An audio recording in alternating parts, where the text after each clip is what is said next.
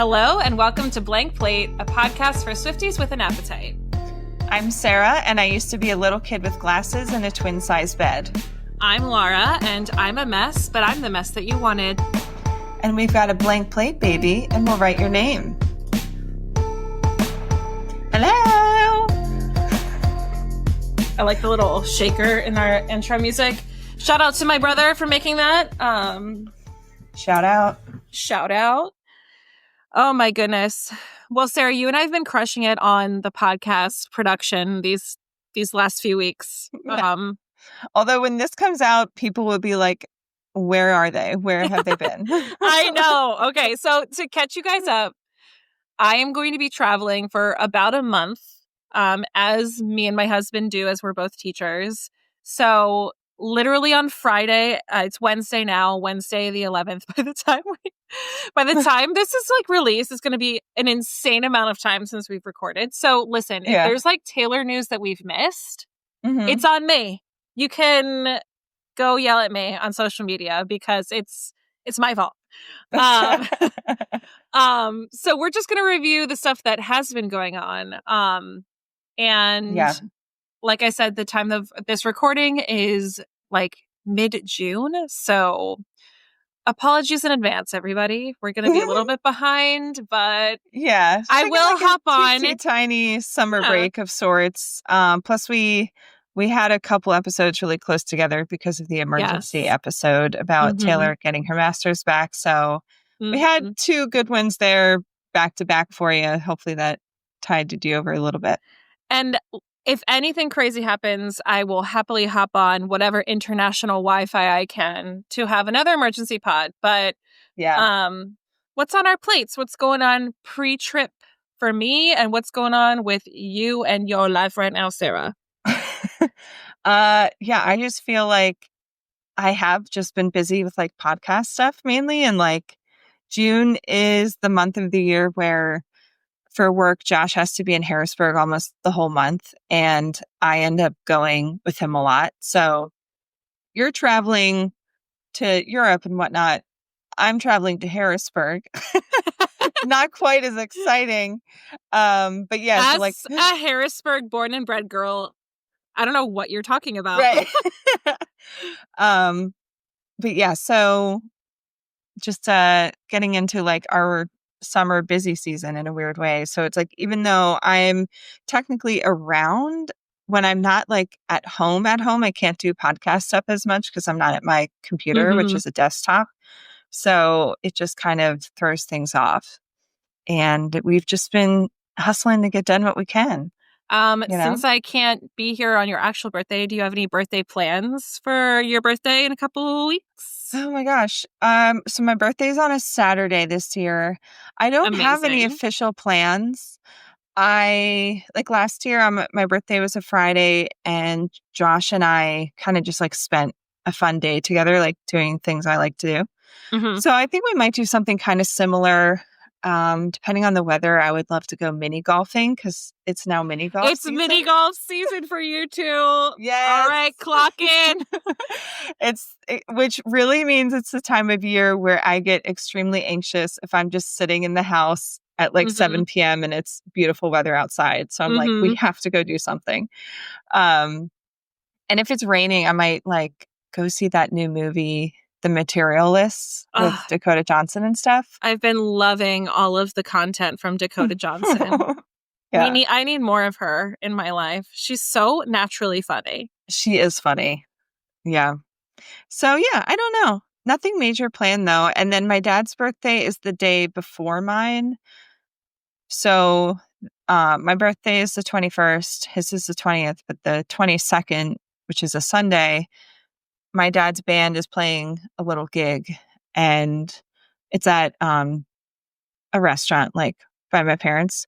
So we're kind of turning it into like a family party of sorts. So we're going to go see his gig and then just stay there for dinner. Nice. Because it's his 70th birthday. Wow. Not to age my dad. Gary. Yeah. Yeah. So that will be like the family birthday thing / Father's Day kind of thing. So Yeah, Yeah. Father's Day is like next week, and I got my dad a gift today because I'm not going to be there in person. So Bad daughter alert. I know. I'm like, okay, I'm always away for Father's Day, You and I are. always like fly back around his birthday, but it's always like, Oh, no. yeah, it's terrible. It's terrible. My dad is a saint. But Mhm. okay, so speaking of, I'm dropping my cat Vincent off at summer camp tomorrow at my parents' house. Yeah. So this is like the first long amount of time we'll be away with him being a diabetes kitty. So my parents had a lesson about like how to care for him, how to do his shots, how his food works, blah, blah, blah, blah. But it's a little bit more nerve wracking than a normal summer, I would say. I know he's in Mm. great hands and like they're going to be amazing. My parents are super attentive to him even before he was Yeah. diagnosed. So he'll be fine. And But he's such a sweetie. he is a sweetie and he loves them. He also desperately wants to be friends with my parents' elderly cat. And she wants Oh, nothing to do with him. of But course. his quest is always just to like make her be his friend. But yeah, Mhm. I'll be like begging them for pictures of him at all hours, but Yeah. it's gonna be fine. Um just like constantly just like reassuring myself that like it's like an anxiety control thing because like I know how to take care of him. But Mhm. yeah. Anyway, and I just got back from the beach with my extended family. We always go to Stone Harbor for a long weekend. And this time, my cousins from LA flew in. My aunt and uncle from LA flew in again because we were going to have just like an extended family spreading of my uncle's ashes on the beach. One of his like wishes when he passed was that when he was cremated, he'd be placed at Stone Harbor. And it's funny because like um, the last couple conversations he had before he passed, he was talking about the beach. So Oh. it felt like he was there in a way, and it was a Mhm. really, really nice ceremony. And yeah, we were cutting up as cousins, went clubbing. So Yeah. um, Oh my gosh. yeah, it was a lot of fun. Where did you go And clubbing? that's totally facetious. We went to a bar Oh, and we're back home by midnight. So okay. Hey, that's um still pretty late nowadays. yeah, and we did dance. So is that Okay. clubbing? Who knows? Um, but it's always a good time with my cousins. They're like the best. And now a lot of them have children. So it's really cool to see like the next generation and stuff like that. So Yeah, yeah. that's fun. And other than that, I'm just packing and I jet off on Friday. So Yeah, and remind us where you're going. I'm going to Scandinavia at large. I found like the cheapest flights ever, which is what prompted this whole trip. I found like $200 one-way tickets to Oslo in Norway. So we're going to be in Norway. We're going to do the fjord thing. And then we're going to go bus to Sweden and then bus to Copenhagen. And Luke and I are budget travelers for sure. So Mhm. we're not staying in luxurious resorts or anything like that. And we try to stretch as much time as we possibly can. And then we fly out of Paris. So we're doing like a week in Amsterdam to get to Paris. So we're sort of like making a big hook from Mm. Northern Europe down to Paris and then flying out of Paris. So Okay. yeah. Wow. Look at you And guys we're go. sort of like Euro tripping. I feel like we really jam-packed our schedule because our mindset is like, this might be the last time we're doing this before Mhm. we have kids. And if we have kids, we probably won't be doing this for a while. So Yeah. YOLO, we're going to send it. YOLO. Yeah. Cool. Well, Taylor updates. Yeah. We were truly blessed with a ton of photos of Taylor and Travis at a family Uh, wedding. uh, What a lovely little sprinkle that I we mean, received. the natural hair, the sundress, Yeah, his hair, his hair. her Like wearing towering heels and still being smaller than him. his giant hand holding a champagne flute. Like Travis has maybe never looked better. This is a glow up. This is a total glow up thanks It's to like Tay the Tay. girlfriend effect. Yeah. Yes, for real. Yeah. And I just feel like there's been so many people posting about this, but if Taylor Swift were at my wedding, it simply would not be about my marriage. It would be No. about me meeting Taylor that day. I would Um, be ecstatic. Yeah. and the wedding was for a cousin of Travis's, correct? Yeah. And Yeah. so I feel like the cousin had to have known that Taylor was coming, right? Well, and I'm pretty sure there's a previous photo of Taylor with the cousin who got Okay. married. So Taylor had met her before, I'm pretty Mhm. sure. Oh my God, I saw a TikTok of a woman who found out afterwards because the wedding was in her hometown, and she like told her husband, and he was like, we were actually invited to that wedding. And she was like, No. okay, we're divorced. We are divorced. Cut. Yeah. Cut the cameras. Yeah. Like, I wonder how many people had no idea she would be there. I just can't even wrap my head around it. Like, I saw a comment, someone saying, like, imagine the gift that they gave and like a handwritten note from Taylor, because, you know, she's so good at that. oh, I'm sure. I'm sure she gave the best gift. Handmade something. Mhm. Probably baked something. Wrote a nice letter. Yeah. Yeah. Also, they just looked like they were having such a good time. I know. They seem so comfortable and happy, which is great to see. But yeah, I loved her natural Mm-hmm. curly, wavy hair, which was probably a choice because the wedding was like a summer wedding in Tennessee. Yeah. But is it a debut Easter egg? Debut Taylor's version? Or whatever version? Have you heard the hair theory, the curly hair theory?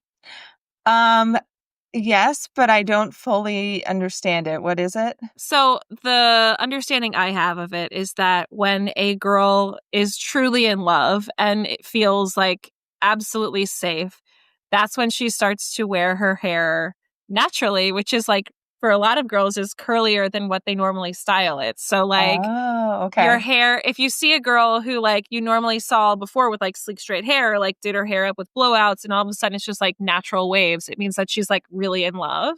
Okay. So yeah, I mean, Oh, we've been loving the natural hair on Tay Tay. I mean, on the yeah. Eras tour, it would come out after a full blown blowout, but Right. we've seen her out Yeah. and about with this natural hair, and we're just like loving it. Yeah, it's cute. Her Yeah. makeup also looked really good. Yes. And yeah, she for the most part looked like a normal person. Yeah, It's just nice. gorgeous and with a NFL player. Yeah, even though I think her dress still costs like $1,500. But it's But like the way her style is like very approachable. I feel like that mhm. dress, even though it was probably very expensive, you could find a similar look Yeah. at TJ Maxx, Mhm. at Nordstrom. Like you could find something similar. And I think that's why a Yeah. lot of people like her styles, because she doesn't dress like a billionaire like she is. Right. Yeah. Yeah. Speaking of Yeah. dressing, Taylor dropped summer merch. It's giving Today, yacht, Hamptons, country summer I club. turned pretty vibe. Very the summer I turned pretty. People seem to not like it.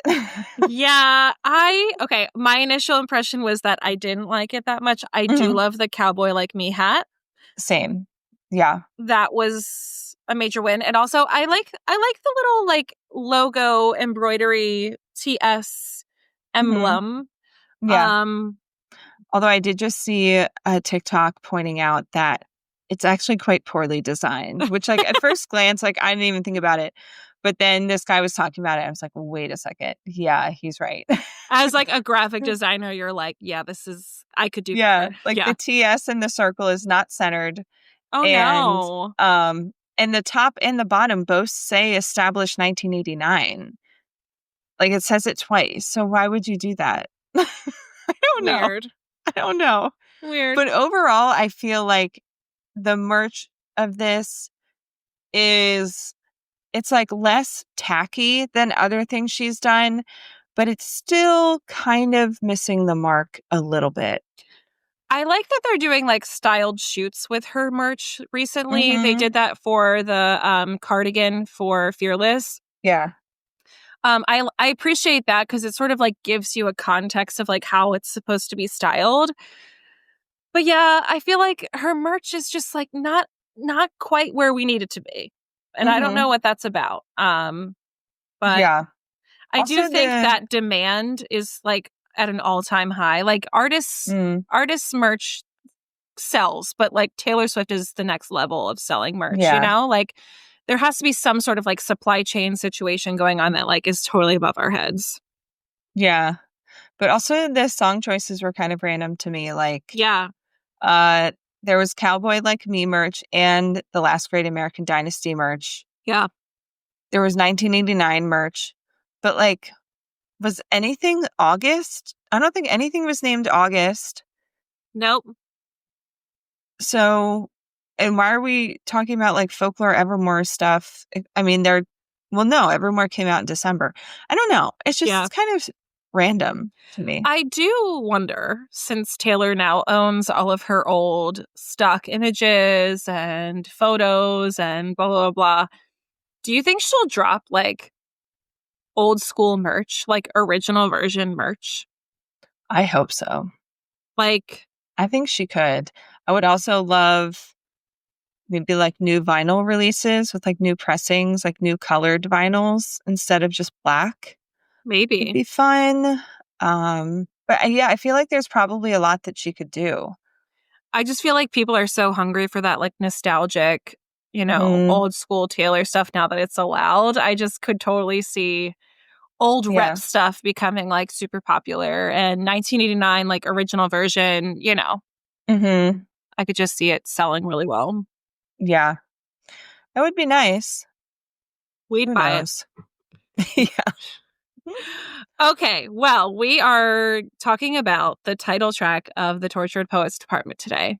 So the Tortured Poets Department is from the Tortured Poets Department. Yes, it is. Released April 9th, 2024. 19th. Sorry, what did I say? 9th. I'm sorry.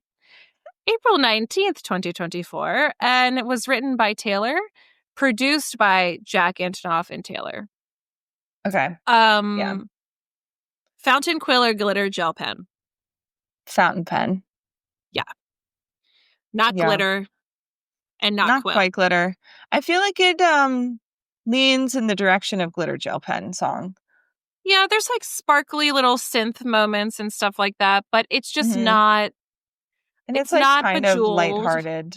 Yeah. But it does have a story to say, you know? Sister song and related album, my brain immediately connected this song to Antihero because this is another example of Taylor being able to laugh at herself and also like shows her self-awareness in a way that we'll get into it, but like she's calling herself out. She's like, you're not Dylan Thomas, I'm not Patti Smith. Like, she's aware of her celebrity, but she also is able to laugh at herself and not take herself too seriously. Same way that It's Me, Hi, I'm the Problem, It's Me is sort of like self-deprecating. I don't know. Yeah. As for like another album it could be on, I was thinking 1989 because it has that 80s synth vibe. So almost like more in the vein of the 1989 vault tracks. But it is kind of like a random 80s moment on this album. I agree. I feel like My Boy Only Breaks His Favorite Toys has a little bit of that. Yeah. But that's those like two, those two definitely are the outliers of the overall like tone and timbre of this album. So yeah, I see 1989, especially like the vault tracks. I could definitely see it being there. Yeah. In terms of like the story though, and like the lyrical content, like there's only one album and it's this one. So yeah, for sure. The sister song that I thought of was Maroon, because we just did Maroon for our Patreon, which I guess we'll have a clip for it at the end of this one. Yeah, it's a good one, you guys. That one was a loaded song. So stay tuned at the end. And our Patreon, if you're like, what Patreon? We have a Patreon. We'll link it in the show notes. Yeah.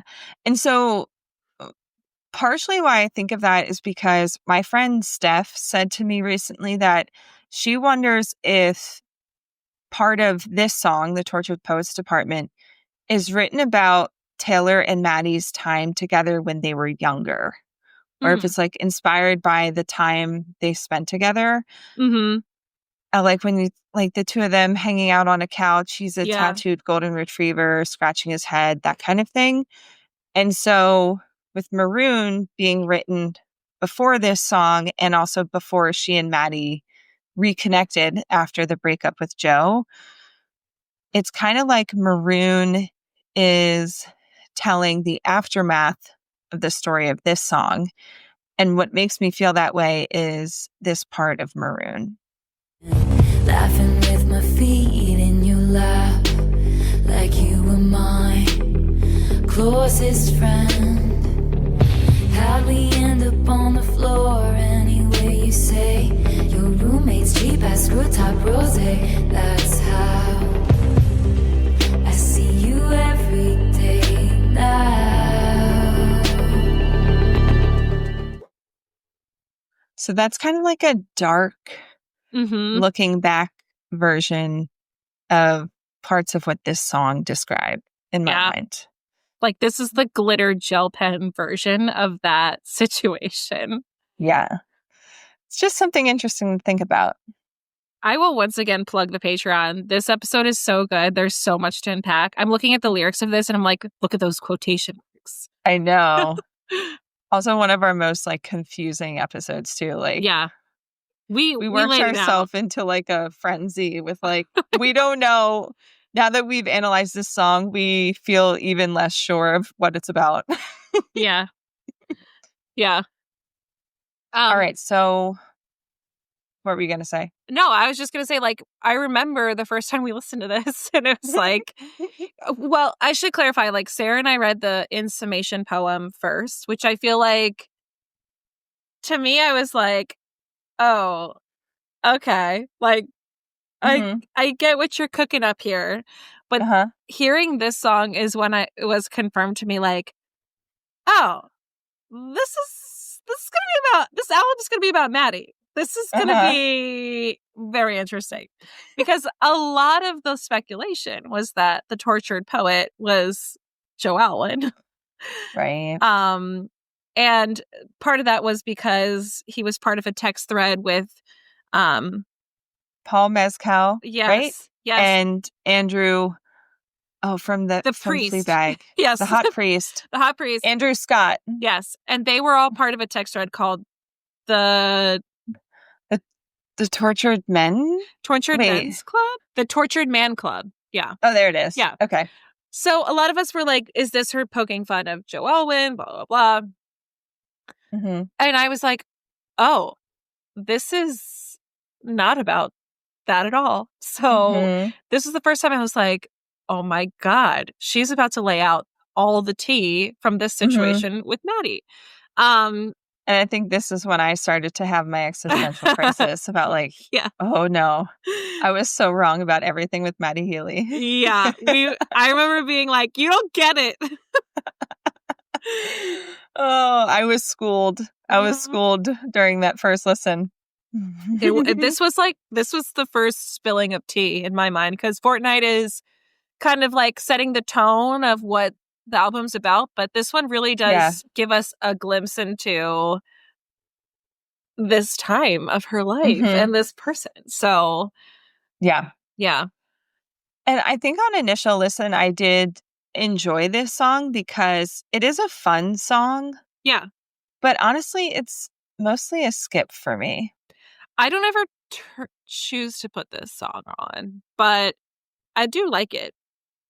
Yeah. And it's like, and with the Taylor songs, it's always, relative, because it's not like I dislike it. Like if this comes on at Target, I'm going to be excited and like sing along to it. Yeah. But when I'm shuffling through my Taylor playlist, I'm like, no.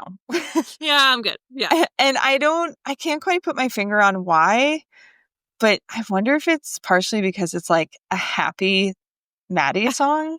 And maybe it's just like gives me the ick a little bit. I refuse. out of I don't know. solidarity. Yeah. Yeah. So I don't know. So like unpack the folklore of this song. Like it's worth mentioning that, like you, a lot of Swifties did not know how Mm-hmm. serious this short-lived but very important relationship with Matty was to Taylor. Mm-hmm. And a lot of people did not believe that Matty was a muse at all for Tortured Poets Department. A lot of people thought this was going to be the Joe breakup album. We're going to get all the sad tea. We're going to get all the, Mm-hmm. A lot of whatever. people still think that. I'm just going to say this right now.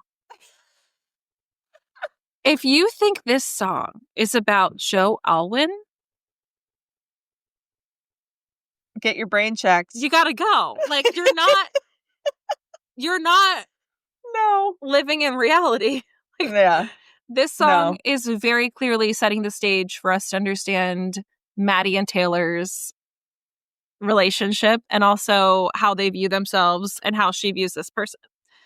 And also, like I was saying, I think it is the only song that kind of shows us like the good times that she had with him that sets up the rest of this album to really give us a sense of what it felt like to be with him when things were good. But she also gives us these glimmers of like him struggling with substance abuse and how that affects them and like mental health stuff. But she's like, I'm here for this. I'm here. Yep. And then, the like putting the ring on the finger, blah, blah, blah.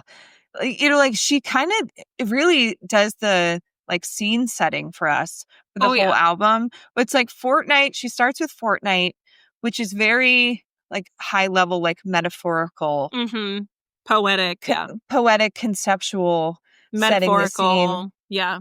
And then we get this song that is like starting the story and just laying it all out there. So then everything else makes sense afterwards. I saw this in our notes. Like there simply would not be the Tortured Poets Department album without this song.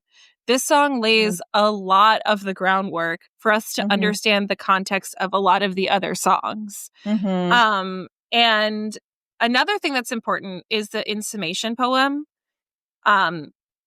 Because she does describe in the in summation poem this mania that she convinces this person is fated or meant to be. Everyone around us knows that it's meant to be.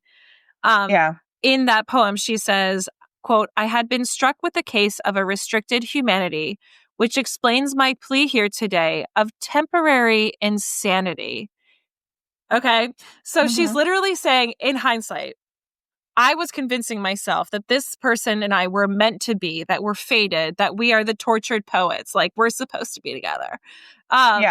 Who else decodes you? Who's going to hold you but me? Like it was this manic, like in temporary insanity. And she also said it was a mutual manic phase later in the in summation poem. So I'm sorry, when we're talking about the in summation poem and then we're talking about the Tortured Poets Department, this chaotic muse that we're talking about is not Joe Alwyn. Okay. No. Please get a grip. Please. Okay. Yeah. Also, I will say manic phase. Another word for phase is episode. And one of the lyrics, she says, I've seen this episode and still loves the show. Yep. So, yeah. So. Yep. Yeah. She definitely has a sense of humor about herself with this song. While like Matty might take himself a little too seriously, and she's literally trolling him and herself with this song. She has a sense of humor about herself, for sure. Yeah. And she's literally making fun of the album title. Like, she's like, how stupid is this? That's one of my favorite parts because like all the promo and the rollout for this album was so like scholarly and serious like pretentious in a way. And then she drops the album and this title track is just making fun of it. And she's like, who's gonna troll you? People me where like people then like don't understand her sense of humor and like because this was a song where a lot of people were like, some of these lyrics are bad. It's like, guys, can you settle down? Like, Taylor has a sense of humor. Sometimes her lyrics are just like funny. It's or like literally tongue in cheek. It's trolling herself. It's trolling the whole situation. Yeah. And that's why I guess this song leans a little bit in that glitter gel pen direction. Like this is not How Did It End? No. Or This Chloe or is Sam or Sophia Marcus. sarcastic, Like self-deprecating. Yeah. And that's, oh God, don't even get me started. If you don't get it, you don't get it. Okay. Yeah. I do have to say, like, a lot of us before the album came out were speculating, like, what is the Tortured Poets Department? Whatever. And Taylor did say in the Fortnite behind the scenes music video that she imagines the Tortured Poets Department as a municipal government building where tortured poets are studied, which explains the whole like Fortnite aesthetic. But like in this song, the tortured poets like are the two of them. So she's imagining the two of them within this department before they get studied, like and are falling in love. Right. So yeah. And since we're talking about the title, I just have to say I never fully understood the whole discourse about people were saying that she spelled it wrong and it should be poets like poet apostrophe S. That never made any sense to me. I'm like, what are you guys talking about? Like a humanities department is not humanity apostrophe S, like possessive. Yeah. It's not possessive. It's like a humanities department or a civics department or the Department of Health and Human Services. Like, what are we talking about? Plural. Yeah. Like open the schools, like, yeah, it's like, obviously it's a department about tortured poets. That's what it means. Yeah. And like another read on the album cover, not related to the possessiveness and the, grammar of it all, is that people thought like the Tortured Poets department meaning like we are departing each other, which you can kind of read on the Joe side of things, right? Like, so that's the smart thing about this album title. It's that she's making fun of the tortured poets in this song, and she's making fun of two tortured poets, not making fun of. She's illustrating two tortured poets and their department from each other. Yeah. But whether actually that still works if you're talking about Taylor Joe and Matty. Or Matty, yeah. But the thing is, before this album came out, it appeared like the Matty thing was such a little rebound blip. It's like, well, why would this whole album be about him? So obviously we're thinking of Joe being the tortured poet that's departing with her. But really, it could still work that way. And the tortured poets who are departing are Taylor and Matty. And poets is plural. So she's departed two poets in this phase of her life. She's departed both of them. So it's kind of genius. Everyone was like, this is too wordy. I don't like it. And I'm just like, okay, you don't get it.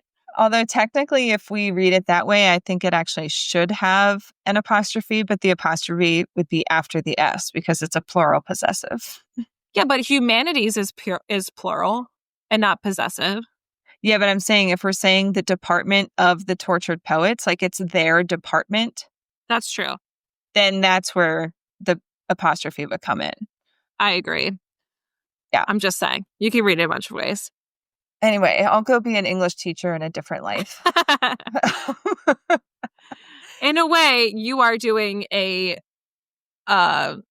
lyric study / a book study in every single episode. So there you go. I know. And doing our documents for our episodes is like doing a book report every week. Oh, I love it. Yeah, 100%. We make homework for ourselves. Homework that we love to do. So yeah. But you and I both love school, so. Oh, we're both like such losers. Like I loved an assignment. Give me an assignment. Yeah. Yeah. So it's not surprising. All right. All right. Well, should we jump into the song? Yes. Verse 1. Here we go.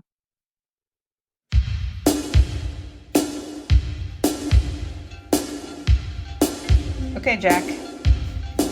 He's cooking. You left your typewriter at my apartment, straight from the tortured poets department. I think some things I never say, like who uses typewriters anyway, but you're in self-sabotage mode, throwing spikes down on the road. But I've seen this episode and still love the show. Who else she calls you. I have to admit something. Hmm. Figuring out where the verse in the chorus ends and starts was impossible with this.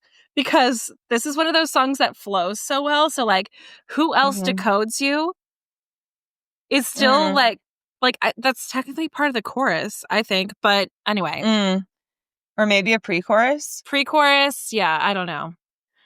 Okay. So bear with me, people. Yeah. All right. You left your typewriter at my apartment, straight from the tortured poets department. She says so much in the first line. And also, like, we instantly get an image of Matty Healy. I mean, okay, so I did research. Matty does love a typewriter. Okay. And I will link this in Entertainment Tonight report. There are resurfaced interviews and a clip where he talks with GQ about his love for typewriters. And he said, quote, it's not that there's any kind of like romance to having a notebook, but I really like typewriters as well. I don't have one with me because that is really impractical. But the thing about typewriters and writing on pen to paper, there's a kind of element of commitment that goes with the ceremony of it. Therefore, it requires you to concentrate a bit better. Yeah. Well, when we did our first listen of this, the one thing that I thought of was those old paparazzi photos of him leaving Taylor's apartment the summer that they were dating, and he's holding a duffel bag, and it's kind of random, and like the way he's holding it, I don't know. But I realized, like, what if that duffel bag had a typewriter in it? I mean, how else would you transport one? Like, right? There totally could have been a typewriter in there. It's just so funny because, like, Taylor is kind of someone who would love a typewriter. Like, yeah, that's what I thought was also really funny about this because, yeah, I feel like Taylor would love a typewriter. So the fact that 100%. she's even making fun of him for being this way, shows like how far he takes it.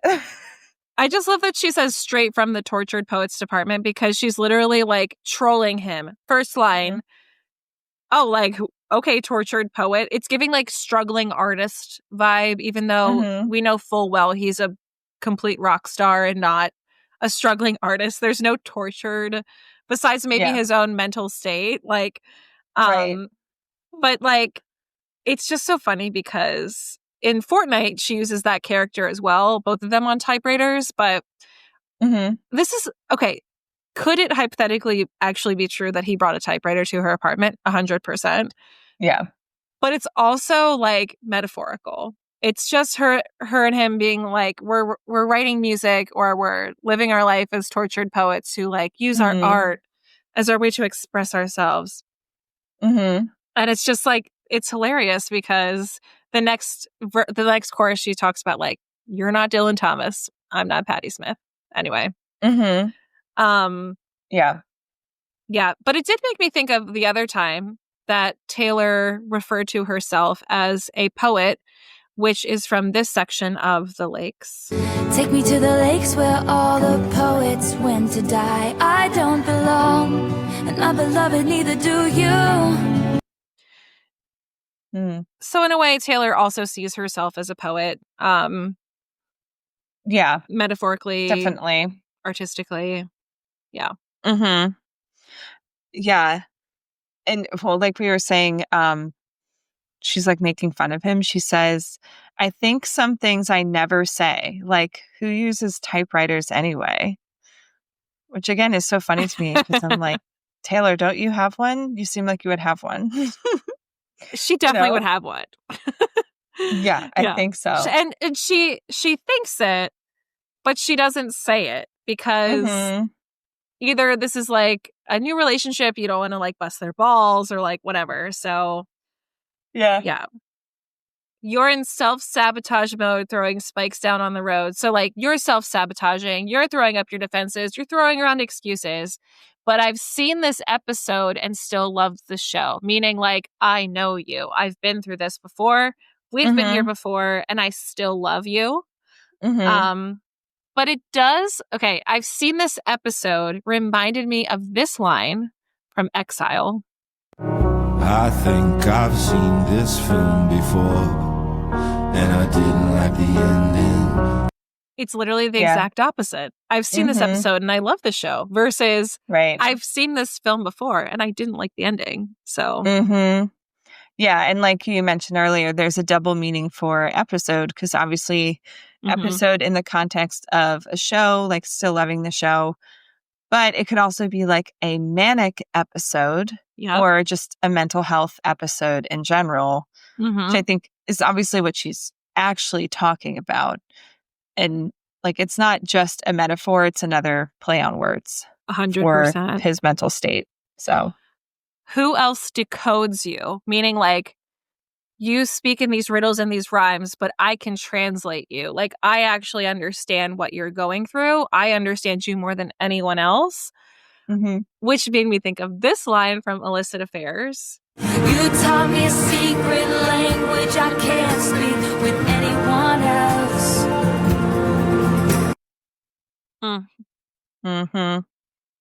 When are we getting Illicit Affairs angry version from the Eras tour? I need it. It's so good. Yeah. Oh, Taylor. This first verse is really setting things up for us. She sets the scene. Should we jump to the chorus? Yes, here we go. Who's gonna hold you like me? And who's gonna know you if not me? I laughed in your face and said, you're not Dylan Thomas, I'm not Patti Smith. This ain't the Chelsea Hotel, we're modern idiots. And who's gonna hold you like me? Nobody. No fucking body.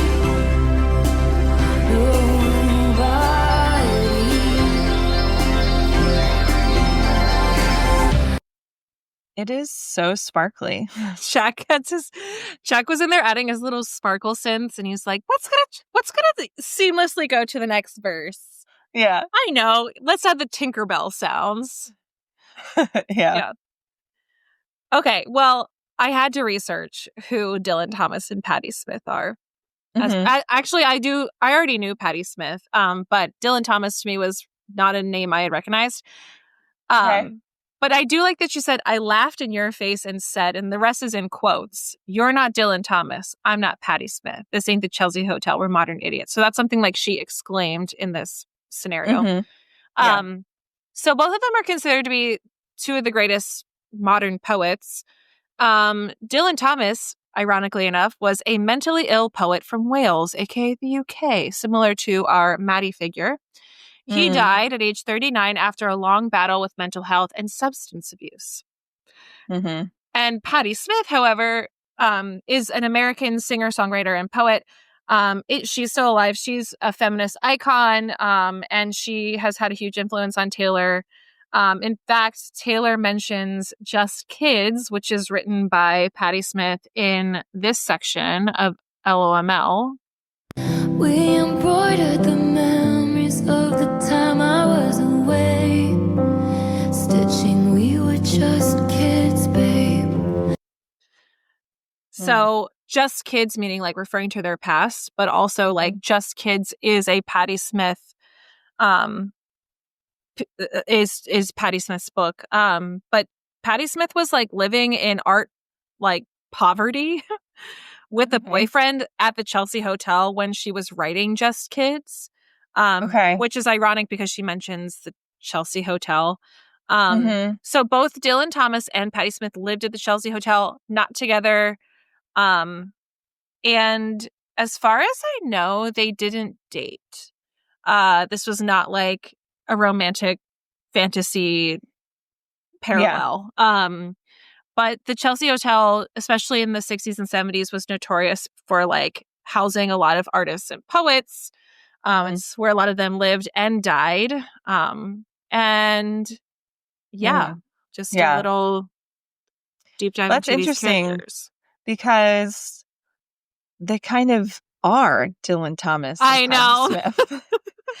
Like, these are very good references because I would say they're both considered great modern poets, you know, with their work. Matty Healy is also famously mentally ill, you know, struggles with substance abuse and everything. Hopefully he doesn't lose that battle like Dylan Thomas. And then Patti Smith being an American singer, songwriter, poet, feminist icon.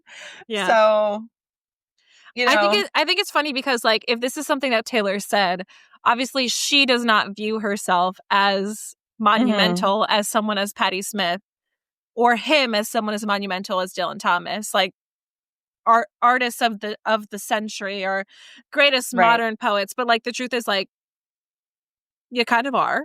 Right. Yeah. That's funny. Yeah. The other part of this that stuck out to me was she says, "And who's going to hold you like me? Nobody." Because this is a line from Guilty as Sin.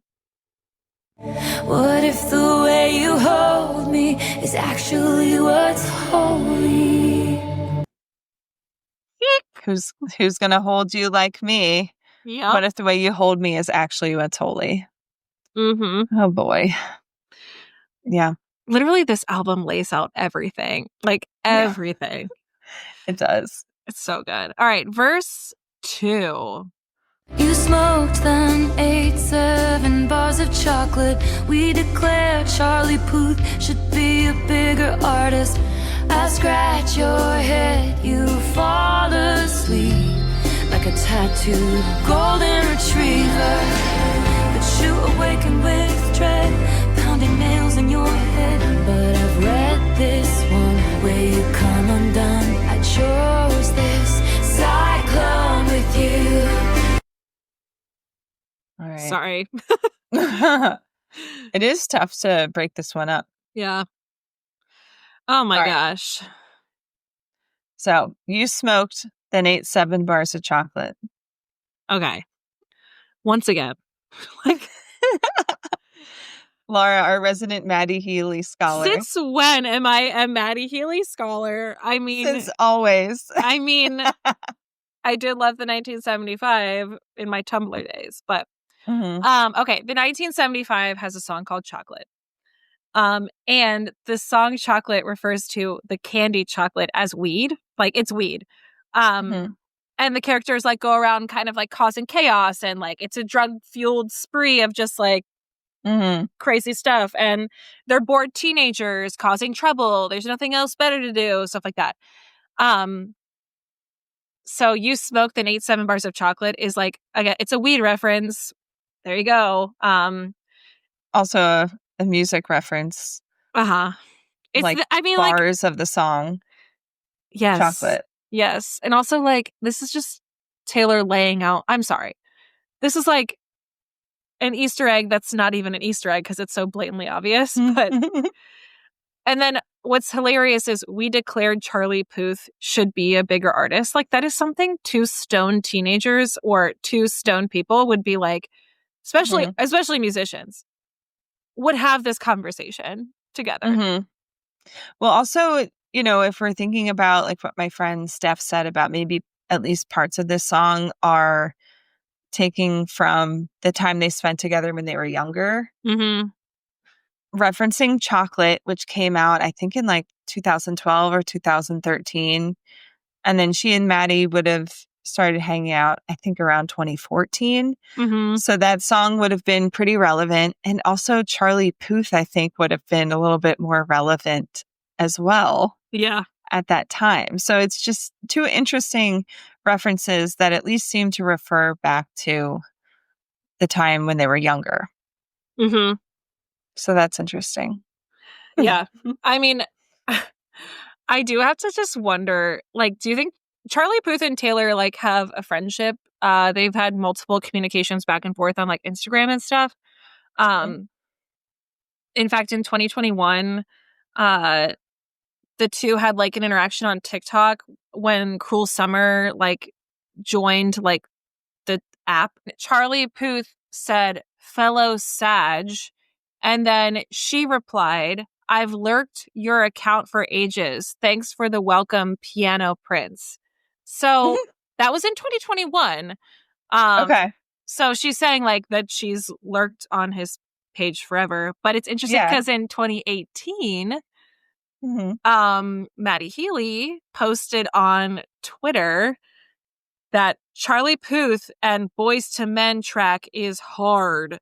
Like, and Charlie Puth responded with, "Thank you, Matty." So they probably were high on the couch, literally talking about Charlie Puth in the summer of like 2023 or whatever that was. Yeah, or whenever. Like, this is obviously someone at any point in time. It's just funny. That is funny. I didn't see any interviews about him saying that she called and said, "Hey, I'm gonna use your name in a song. Is that okay?" I didn't see any articles about that. No, but I think he did. He was excited about it. He was like sharing things about it. He was like in on the joke when it came out. Later, we'll talk about Lucy Dacus, who has made a statement about Taylor asking for her permission to use her name. But right. Yeah. But that lyric is a little more intense. Yeah. Yeah. I could understand wanting to give a heads up on that. Yeah. But this tattooed golden retriever line, I think this was like the nail in the coffin for me, where I was like, oh no.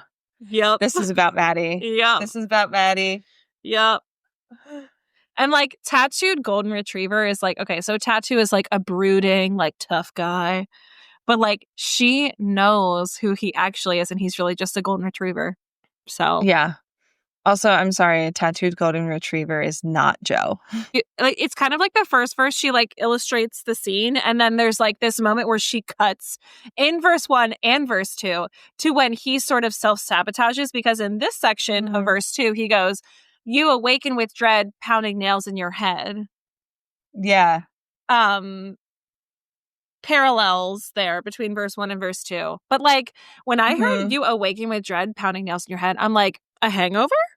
That's how I feel when I wake up. Sounds like anxiety to me. Oh, yeah. Awakening with dread. Oh, yeah, definitely. And then that sort of like "you awaken with dread" reminds me of this line from The Archer. Awaken all night, I pace like a ghost. The room is on fire, invisible. Smoke? Sorry. Yeah. Which, by the way, we know that smoke is something Taylor uses to illustrate Matty. So. Did you hear my ice cream truck? Hello, ice cream truck. Always got to get one in during the recording. It's summer, baby. I know. Yeah, also, she definitely knows this feeling because remember, I was a functioning alcoholic till nobody noticed my new aesthetic. Also, all the like sleepless nights that kept her up, like awakening with dread. Yeah. Right. Yeah. Yeah. And then she says, "But I've read this one where you come undone," which again is kind of similar to I've seen this episode before and I like the show. But her saying, "I've read this one where you come undone," was an interesting word choice to me, having it be "I've read" rather than like "I've seen this one." So is that kind of like a little subtle nod to it being a poem and them being tortured poets? Yeah. Probably. And then another sort of like glaring red flag is that this is not about Joe. I chose this cyclone with you, okay? A cyclone to me is chaos. Like a cyclone is someone who is chaos, like the chaos that is his life, that is his mental state, that is the way that he operates in the world. it could also be the chaos of like being a celebrity couple in which both of them come in with these sort of big reputations. And that's Big reputation. Big reputation. Which is like the cyclone of like the celebrity twosome that you would be, right? I chose well, this and cyclone. also like all of the media stuff that was swirling about them. Oh yeah. She's saying, I chose this. Yeah. I signed And I'm up for sorry, this. Joe is not chaos. He is No. blues. He is like the shadows. He's like I mean, we've no seen other him in shade of blue. interviews. That man is not chaos. No, if anything, he's the opposite. He is steadfast and pretty grounded. Yeah. So, yeah. This line also made me think of the Fortnite music video. I was like, I feel like there's like a tornado thing in that. So I went back and Yes. rewatched. And it's when she and Post Malone are standing in the road, just staring at each other. And there's a cyclone of papers swirling around them, like probably poems from the Tortured Poets Department. And then later there's another scene with just Taylor where she's in that black Victorian dress in the like typewriter room. And the papers are swirling around just her. And this time they're on fire. It is kind of crazy how many references there are in the Fortnite music video to the whole album. Like there's even that scene where there's a black dog that just walks across the screen in the foreground. Yep. I mean, also, we're using like poems as like a metaphor for music too, right? Like these two are songwriters and lyricists, obviously. But it is interesting because it does make me think of the line, swirled you into all of my poems. Right? Like, because both of them are poets who existed outside of each other's realm for a little bit of time, where both of them were writing about each other. And like encrypting little secret messages about each other in their music. Who else decodes you? Like, it's like, it's all intertwined. It's all here. Right.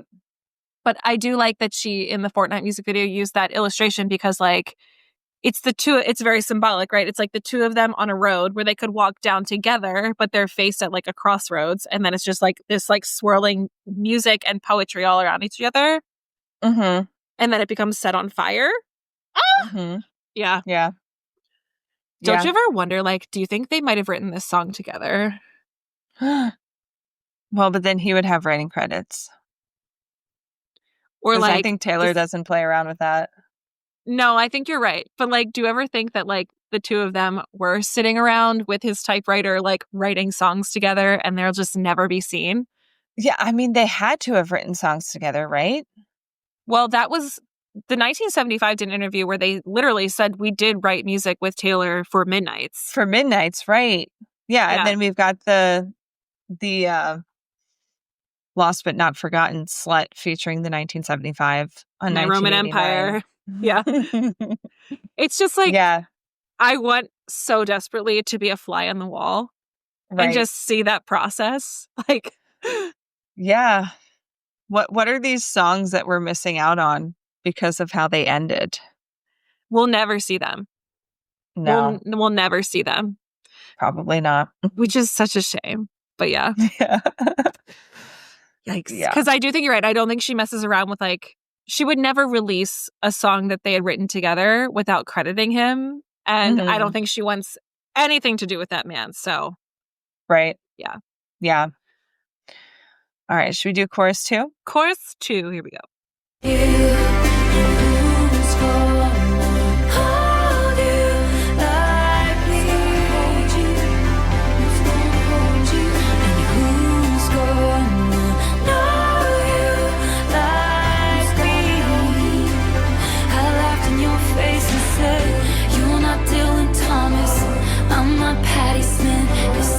Chelsea Hotel, we're modern idiots, and who's gonna hold you like me?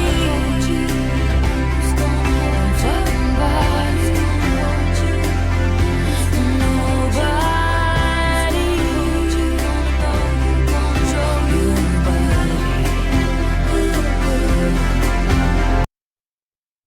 you? All right. So the thing we have to talk about.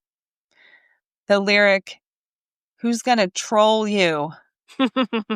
Which I did not even know that this lyric existed in this song until a couple months ago. Yep.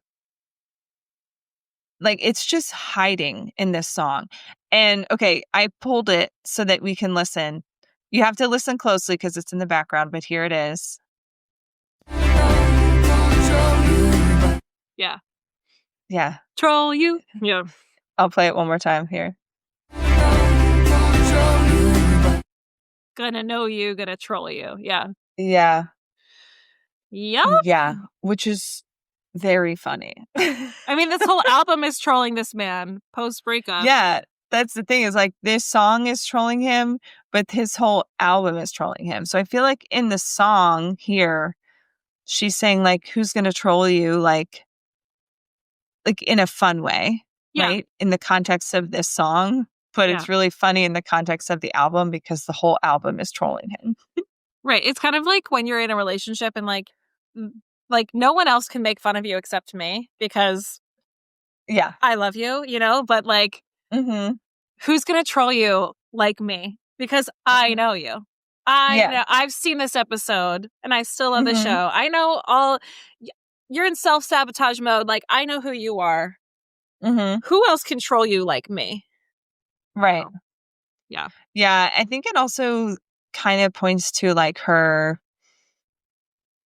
comfort with him a little bit and like feeling understood and whatever, because like we've had songs about, I think pretty much Jake Gyllenhaal, like not thinking she's funny. Yeah. You know, and also like about Joe trying to make him laugh. Uh-huh. So her being able to say like, who's going to troll you like me? It gives me the sense that they had a playfulness with each other that she probably wanted and enjoyed. You know what I mean? That's true. That's true. Yeah. It's funny. Okay, now the bridge is where she's really going to just lay it out for us. It's Okay. it's diabolical. So here's the bridge. Sometimes I wonder if you're gonna screw this up with me. But you told Lucy you'd kill yourself if I ever leave. And I had said that to Jack about you, so I felt seen. Everyone we know understands why it's meant to be. 'Cause we're crazy. So tell me, who else is gonna know me? At dinner you take my ring off my middle finger and put it on the one. People put wedding rings on, and that's the closest I've come to my heart exploding. Do you remember our reaction to that? Yeah. Yeah. We flipped out. We were like, he did what? I think we stopped and I was like, no. No. It's insane. I was like, don't do that to her. It's diabolical. It's diabolical. It is. Oh my God. Okay. Sometimes I wonder if you're going to screw this up with me, but you told Lucy you'd kill yourself if I ever leave. We now know, as we assumed, this is Lucy Dacus of Boy Genius, who actually we saw play with Phoebe when she opened the Eras tour, along with Matty on stage during Phoebe's set. And I remember freaking out about this. No one understood what was happening. I was like, are you not watching this? Like, so it's very clear that during this time frame, Lucy, Phoebe, and him, Julian, all of them, they all were, and Jack were all like hanging out as a squad. And Lucy did confirm this. She said that Taylor texted her and asked for her approval to include her on the lyric. And she said that, let me find it real quick. I think it's fair game to say yes. She actually texted me and asked for my approval. Dacus said, I pushed play on the album and was like, oh, this is so crazy. This is the first Taylor record to come out since meeting her, and listening to a friend's record feels so much different than a stranger's record. And that was with Variety magazine. So there you go. Yeah. So that is the Lucy. And then Taylor says, and I had said that to Jack about you, so I felt seen. And we know who Jack is. Duh. And we know Jack knows her and Matty because he's also worked as a producer with Matty in the 1975. Mm-hmm. And I was interested about like how Jack got connected with them. So Matty Healy revealed to Apple One Music show Zane Lowe that his friendship with Jack started, quote, we became friends talking about production and what I was doing and what he was wanting to do. And what I was wanting to do. And then I kind of just thought, well, this is a really nice new energy.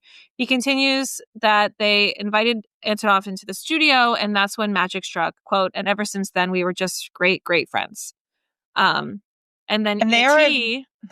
Sorry. Oh, go ahead. No, sorry. E.T. then said on April 2023, a source close to the pair said, Matty and Taylor have been hanging out recently, and Jack Antonoff reconnected them. Yeah. Oh my God. But Jack Antonoff is a very obvious like producer for the 1975. Like it makes sense. Mm-hmm. So yeah, no surprise there. Isn't he also working on their new album coming out? Pretty sure. Probably, Yeah. right? Yeah. Dude, so like Jack oh my Jack God. knows all the hot goss. How does Jack stay unbiased and professional? Because like he hears everything. He knows the timeline of everything. Yeah. Dude. He knows all. Uh-huh. We need Jack to write a book. I need the tell-all from Jack Antonoff about his days in the record studios, okay? Yeah. Oh my gosh. The stories he could tell. But it's interesting because like Taylor's literally saying, I felt seen because I told Jack that I would literally kill myself if you left me. That's how crazy in love I am. Mm-hmm. Yeah. Oh. And then she says, everyone we know understands why it's meant to be because we're crazy. So like Jack, Lucy, and everyone can see exactly why they work together. But everyone in the public is looking at this duo like, Taylor, what are you doing? Well, it's like, it doesn't make any sense. They don't make sense at all, blah, blah, blah, blah, blah. But everyone in their circle is like, everyone understands why it's meant to be because we're crazy. We are two crazy people. Also, remember when she did this song on piano and when she sang that line, she was like, she made a like crazy face. Yeah. I think she could laugh at it now. Like, we're crazy. Like, it was a mutual manic phase. Yeah. Mm-hmm. Yeah. And then we get, oh, wait, I do have to say, so tell me, who's going to know me is a flip of who's going to know you. Yeah. So she feels the same way that he feels about her. Or does she say know you, or does she says like gonna hold you? Who's gonna hold? Oh, she does say, and who's gonna know you like me? Okay. And then who else is gonna know me? Who's gonna know me? Yeah. Right. Yeah. And I do think that Taylor and Matty have this artistry, musician, lyricist. Also, they sort of like had a glow up around the same time. They're around the same age.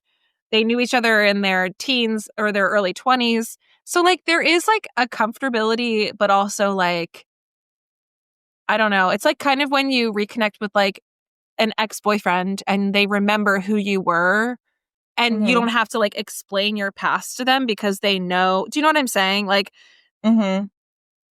there's something there that I feel like when they reconnected, I'm sure she was like, oh my God, this is amazing.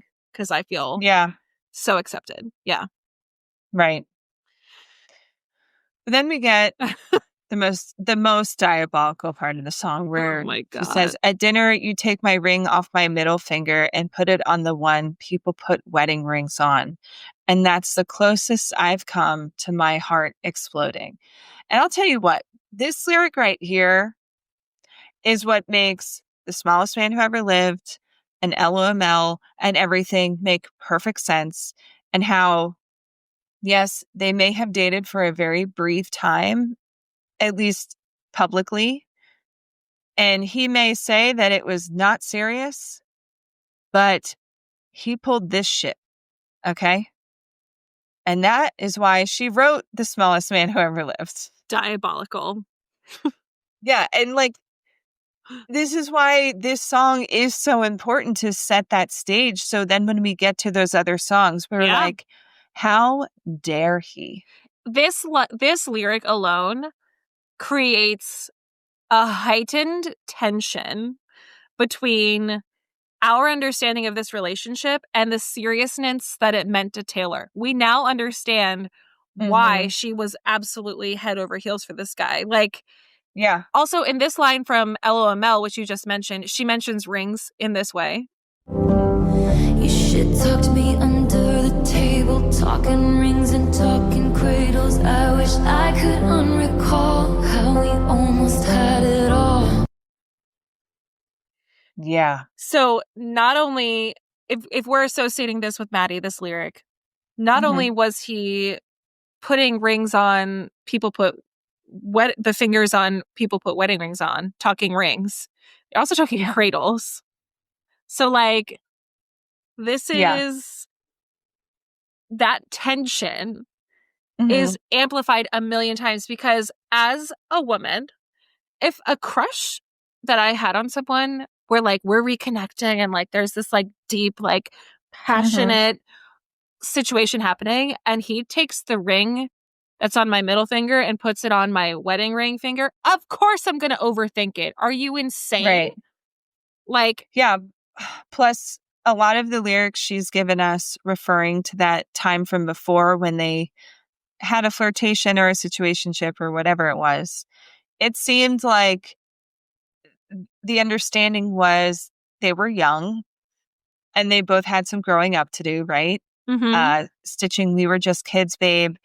The whole song, Peter. Wearing imaginary rings. Yeah. But now, 10 years later, they're both like 35. And he's talking about getting married and having a family, which is like what you do at that age. Duh. But it turned, and so of course she's like, "Oh, we're finally here. Like, we grew up. She wanted to marry this man. Her heart was exploding when this concept of like getting married was a thing. Yeah, and then it ended the way it did, which is, again, like, you have to understand the whole story of this thing to realize how this affected her. And she's telling us. She spilled it. I mean, I feel like without this sort of like, and this bridge, I will say the whole bridge, I still don't think we would have understood the gravity of this relationship. This like fling, this short-lived romance. Like, this is where I'm like, oh, I understand. I'm clocking this relationship and what it meant to you, because, I think this is like where we get all the situation that helps us deeper understand other songs about him later in the album. Whatever. All right, let's do chorus 3 and outro, because otherwise I'll just spiral about that. Right. It's insane. Who's gonna hold you? Me. Who's gonna know you? Me. And you're not Dylan Thomas, I'm not Patti Smith. This ain't the Chelsea Hotel, we're two idiots. Who's gonna hold you? Who's gonna hold you? Who's gonna hold you? Who's gonna hold you? Who's gonna hold you?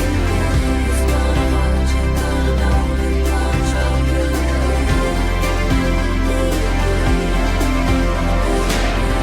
You left your typewriter at my apartment, straight from the torture. Oh, it's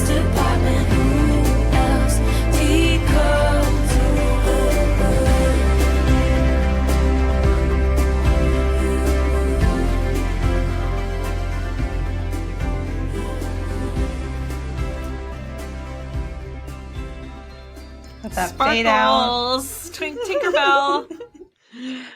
So one thing that I did notice with this part is, and we've heard it earlier in the song, but saying, who else decodes you? Mm-hmm. I feel like decode is kind of an interesting word choice for this song, but it made me think about how the typewriter font and like typewriter text is often used in secret messages, Oh, like ransom yes. notes, like Yes. serial killer messages. So maybe there's like a little something there I still in think her mind. decoding you is like, I hear what you're calling out in your music. I'm decoding like all Mm, your old thoughts and feelings about this. Like, yeah. swirls you into all my poems vibes. Like, also, Yeah, that's a good point. are you a She's fan? like, I know what you're writing about me. Yeah, like, I decode you. Like, I know how much you're into me. You don't have to say it. Also, does the song Decode make you think of the Twilight soundtrack? I was just thinking, like, I know there's a song called Decode. Yeah. Is it from New Moon?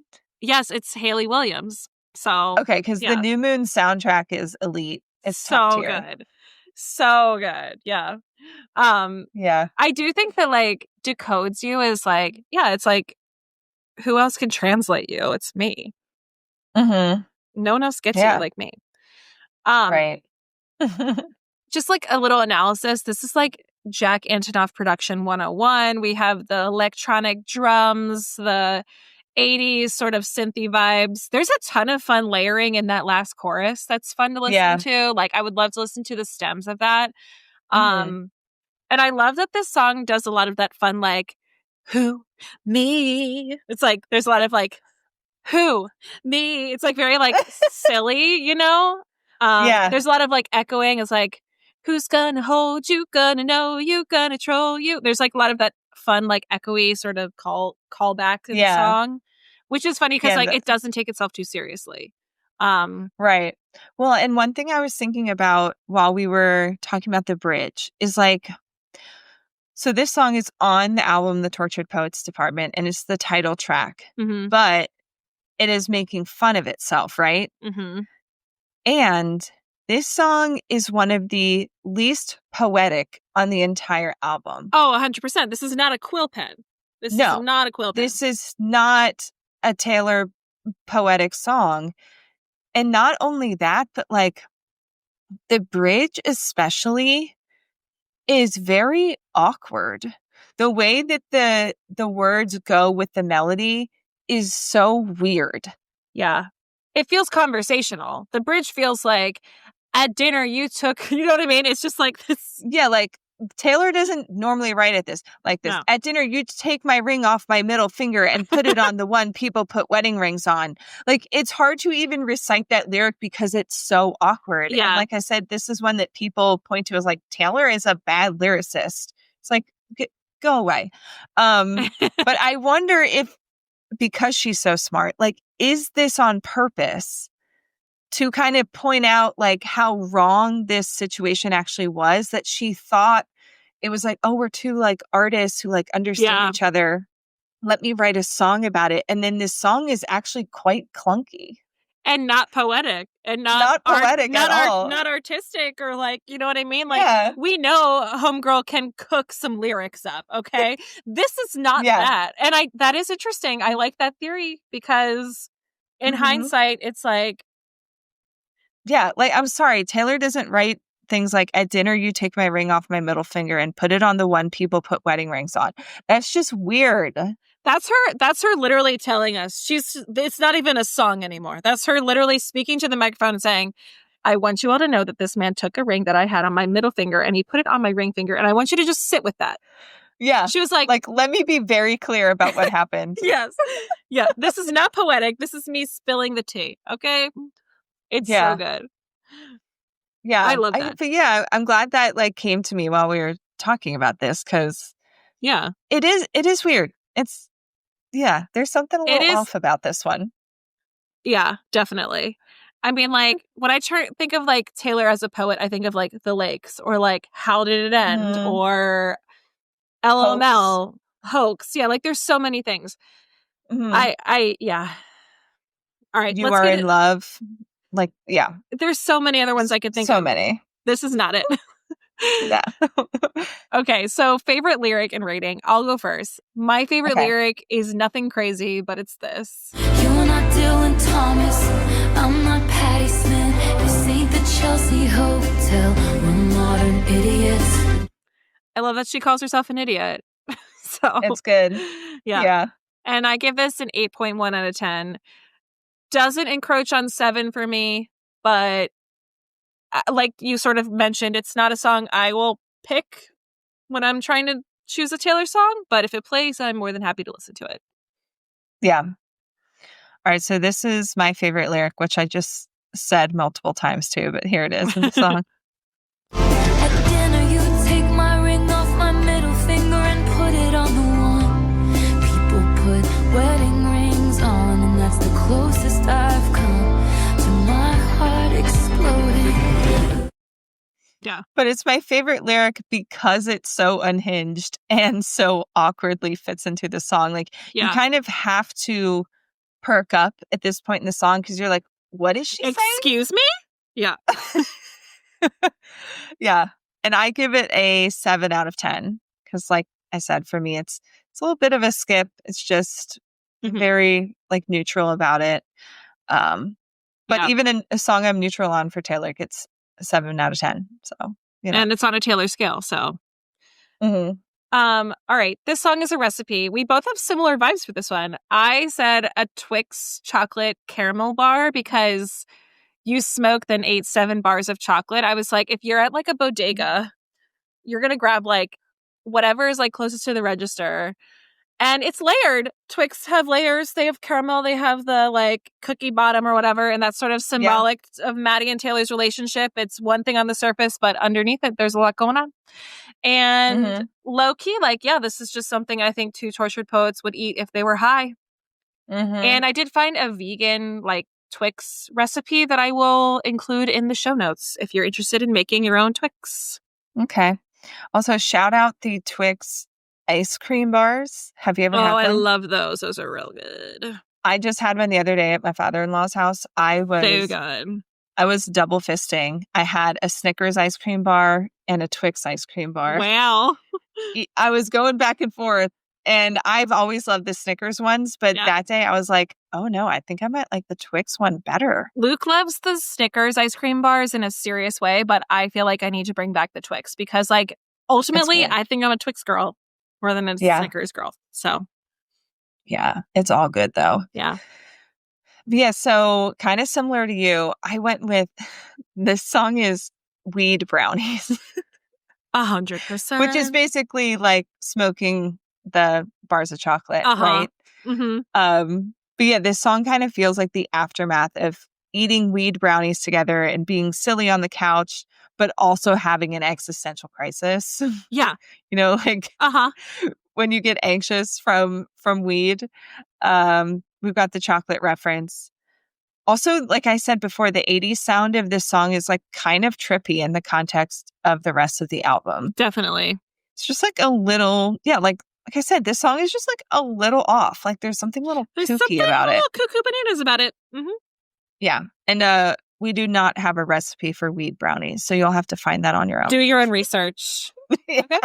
Do your own research. Okay. You might have your own recipe. Okay. All right. Well, we've unpacked the title track of the Tortured Poets Department. Whatever will we do next? Literally, who knows? Who knows? Who knows? We might not even be recording it for another month. That is true. Depending on Laura's Wi-Fi situation. Yeah. We'll see. But you guys won't know that. Yeah, it should come out about 2 weeks after this one. Yeah. Hopefully. Yeah. It's not super far off. Yeah. Yeah, but please bear with us this summer. We might have to take longer breaks here and there, depending on. Hey, last summer we just took a whole vacation, and then we came back in the fall. So we're trying to keep this season 3 rolling.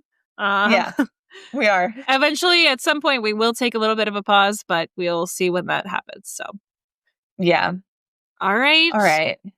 Thank you guys so much. This has been a great podcast episode, and make sure you're giving us a follow on TikTok and Instagram if you're not following us, and give us a follow on YouTube if you're not following us there either. You can watch our visual podcast so you can see our faces move if you're listening. Yeah. You can also check out our website at blankplatepodcast.com. And please send us an email at blankplatepod@gmail.com or leave us a voicemail or text us at 717-382-8313. And if you're enchanted by what we're doing, make sure you support us on Patreon, which is linked in our show notes. Yeah, and we will have a Patreon clip at the end of this one from our most recent episode, which is about maroon. Such a good one. Very fun. Yes. So, and until next time, we had the time of our lives with you. And you know it's time to go. So bye. Bye. I had a moment when I was like before we started recording where I was like, there's actually like another meaning of this lyric. Okay. Okay. So the lyric is, the lips I used to call home. Like, I used to call these lips home. But it also could be a verb. The lips I used to call home were painted scarlet. We know that Taylor loves a red lip. Okay, I was actually just thinking about that. Yeah. Like, because 2 minutes who wears ago. a red lip? Like Taylor Yes. does. So this could actually be a reference to herself. The lips I used, instead of used, Yeah. I used them to call home. So scarlet, it was maroon. Basically, like, I'm calling home because I have no one else, Yeah. like, to pick me up because I am marooned. Well, and didn't she start wearing the red lip for the red era? Yes. That's when she debuted that. I think she started wearing it a little bit in Speak Now, but, like, not until, like, red was it, like, her look.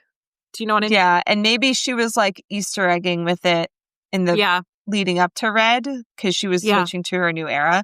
Because I remember hearing about some, like, magazine shoot she did around that time, and she refused to wear anything other than a red lip because it was, like, part of her new, like, I mean, also era the bangs. persona. Do you remember when the bangs, like, she was like, yeah, these are my bangs now. It was on, like, a Vogue photo shoot, and she was like, yeah, cut my hair. She was like, I'm going to have bangs now. And that now she's, like, never not had bangs. It's crazy. Wow.